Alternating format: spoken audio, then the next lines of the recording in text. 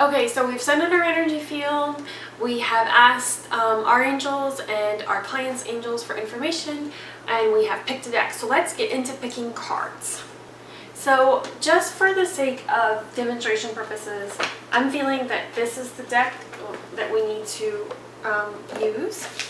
So I'm just going to go ahead and I'm going to ask that whatever we need to know for this series of videos about reading cards, I'm just going to ask whatever it is that we need to know, just come up, okay? So that's the question that I'm going to ask, and then I'm going to go ahead and pick cards. So as I was shuffling just now, this card fell out, alright? So we're going to talk about that in just 1 second. But anyway, so I'll just go ahead and shuffle the cards, and I am already in the energy of, you know, the question that my client has, or I have, and I've already set up the energetic space, right? So whatever cards come out are going to match the energy of the question, right? So here's how I do this. So I'm very much a feeler.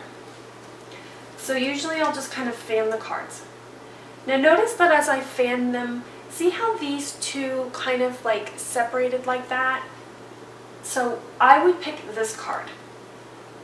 Now, the reason why I picked this card is because I decided a long time ago, I told my angels and guides, I was like, listen, separate the deck where I need to pick the card, because that seemed like the easiest to me, right?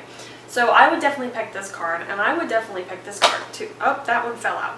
Okay, so that's the card we need to use, because that's the one that fell out. But anyway, so we're going to choose this card. This is going to be our second card. And then, like, as I'm holding them, see how they're like falling like apart like this and this. So this card keeps seeing me wanting to drop. So okay, that's how I'm picking the cards. I'm just going to let them drop. Another way that I like to pick cards is I will go ahead and let me see if I can do this on my arm, but I will fan the cards out. This is not a good idea. Okay, anyway, let me see if I can demonstrate. So I'll like fan the cards out, okay? This is a terrible, this is not the best idea I've ever had. But anyway, when I fan the cards out on like, I don't know, the table, a cushion or something like that, the cards will just go ahead and separate, okay? So then I would like pick this card, okay, because it's separated. But yeah, anyway, hopefully you understand what I mean by that. But that's usually how I pick cards. Another way you can do it is you can, Doreen Virtue likes to do it where it's whatever card is sticking up, okay? So see how I shuffled the cards and there's two sticking up, this one and this one. So she would probably choose these two cards. So that's another way that you can do it. I decide, boy, we're just having cards fall out everywhere. All right, that's not part of the reading.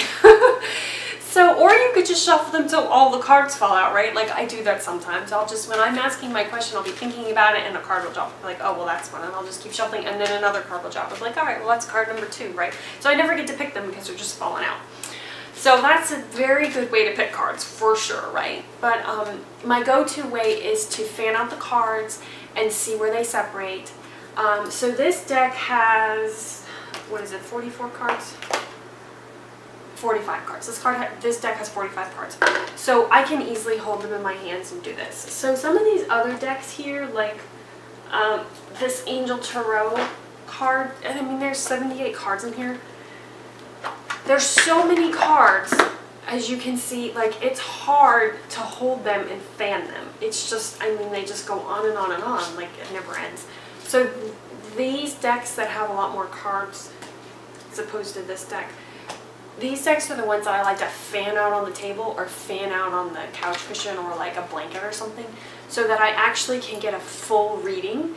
And a lot of times I'll have to do it once and then take another chunk and then do it a second time to fan it out to see where they separate. So go ahead and see which way you like doing it best.